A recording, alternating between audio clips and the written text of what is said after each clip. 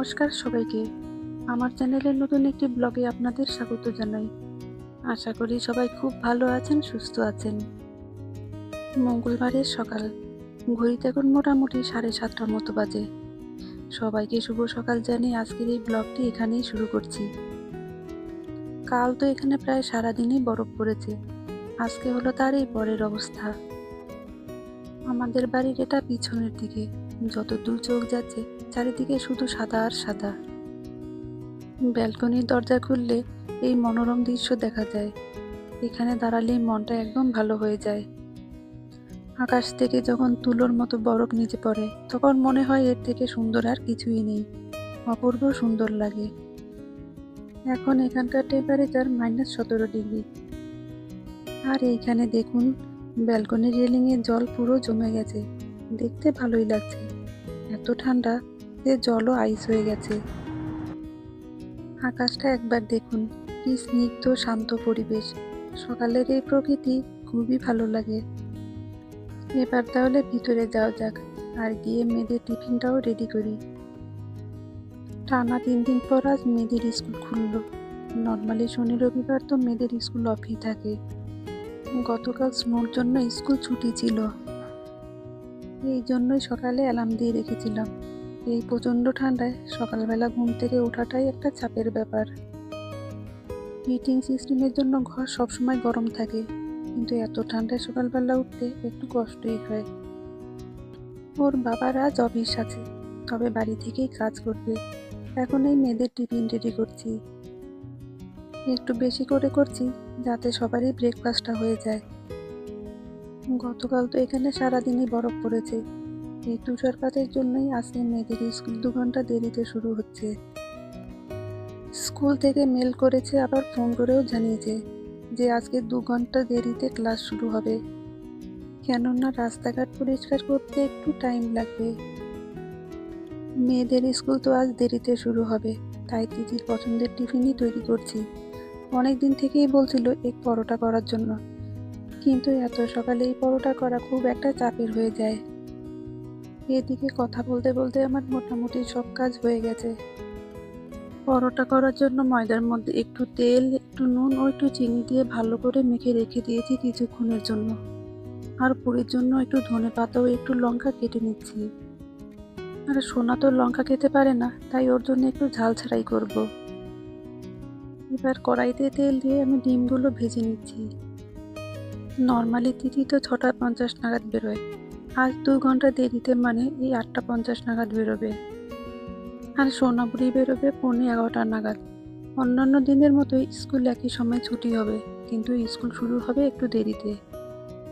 কাল তো প্রায় সারাদিনই বরফ পড়েছে, কিন্তু রাস্তাঘাট পরিষ্কার করতেই সময় লাগার জন্য আজ 2 ঘন্টা লেটে স্কুল শুরু হবে। আমাদের এখানে এই মুহূর্তে বাড়ির বাইরের টেম্পারেচার -17 ডিগ্রি, কিন্তু ঘরে তো সেটা বোঝা যায় না। আমাদের দেশে শীতকালে যেমন বাড়ির ভেতরে বাইরে একই রকম টেম্পারেচার থাকে, এখানে তো তা নয়।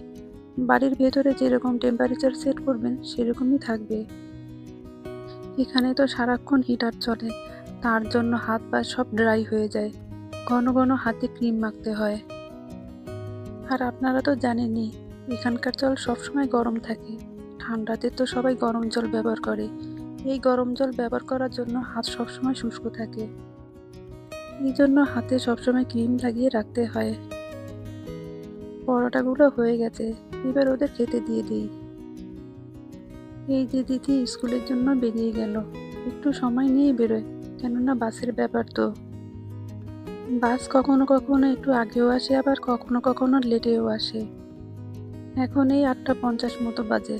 আমাদের বাড়ি থেকে বাস স্ট্যান্ড একটু দূরেই আছে, যেতে মিনিট 7 মতো সময় লাগে। আমাদের এখানে ক্লাস 12 অবধি স্কুল থেকে ফ্রিতে বাস সার্ভিস দেওয়া হয়, তবে সেক্ষেত্রে কিন্তু বাচ্চাদের বাড়ি বাড়ি গিয়ে বাস পিক আপ করে না। একটা নির্দিষ্ট জায়গা থাকে, ওখানে বাস আসে, বাচ্চারা ওখানেই ওয়েট করে, আর বাস বাচ্চাদের ওখান থেকেই পিক আপ করে নেয়।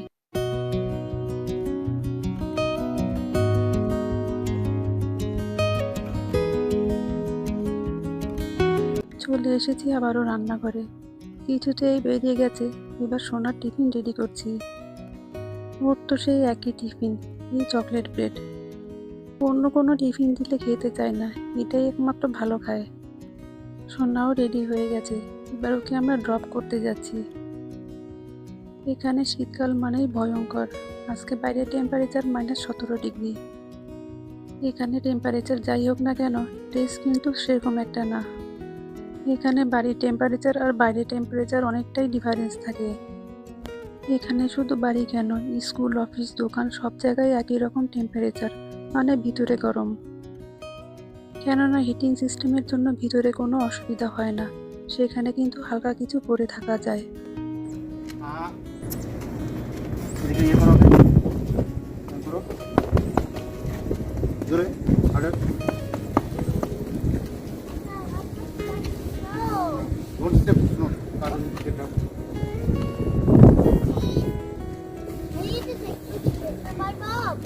আমি পরে আগে স্কুলে চল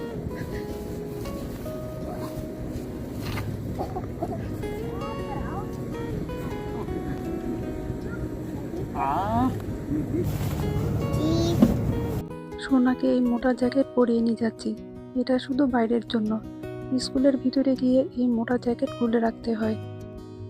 আর সোনাকে ভিতরে একটা পাতলা জামা পরিয়েছি, আর বাচ্চাদের তো একটু ঠান্ডা কমই লাগে। আমাদের বাড়ি থেকে স্কুলটা একটু দূরেই আছে, যেতে মিনিট 15 সময় লাগে। আজ একটু তাড়াতাড়ি বেরিয়েছি, কেননা বরফের কারণে রাস্তাঘাট খুব পিচ্ছিল থাকে। এই সময় গাড়ি খুব সাবধানে চালাতে হয়, যাতে কোনো দুর্ঘটনা না ঘটে। এত রোদের জন্য বরফ গলে যাচ্ছে, গলেই মাইনাস টেম্পারেচারের জন্য আবার পুরো আইসি হয়ে যায়। আর এটাও খুব পিচ্ছিল, এর উপর দিয়ে খুব সাবধানে হাঁটতে হয়, না হলে পড়ে যাওয়ার সম্ভাবনা থাকে। এই দেখুন, এরা বরফের মধ্যে সবাই হেঁটে বাচ্চাদের স্কুলে নিয়ে যাচ্ছে।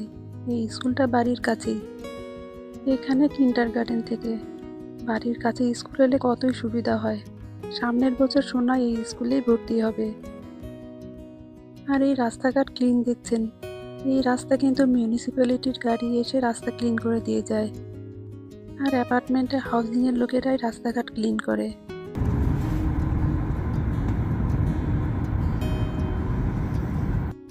মাইনাস টেম্পারেচার হলেও আকাশটা খুবই রোদ ঝলমলে, আলোয় ভরে উঠেছে চারিদিকটা।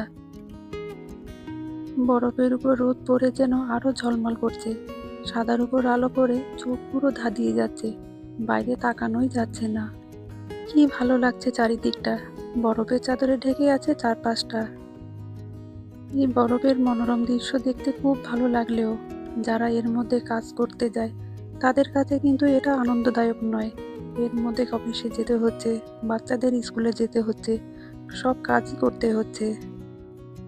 যাই হোক, বরফের এই মনোরম দৃশ্য দেখতে দেখতে আজকের এই ভিডিওটা এখানেই শেষ করছি। আমার এই ভিডিওটা ভালো লেগে থাকে তাহলে লাইক, শেয়ার, কমেন্ট করার জন্য অনুরোধ করে রাখলাম। সবাই ভালো থাকবেন, সুস্থ থাকবেন। আবার দেখা হবে অন্য একটি ভিডিওতে। আর আমার চ্যানেলটা যদি ভালো লেগে থাকে তাহলে প্লিজ একটা সাবস্ক্রাইব করে নেবেন। সবাই ভালো থাকবেন, সুস্থ থাকবেন, সাবধানে থাকবেন।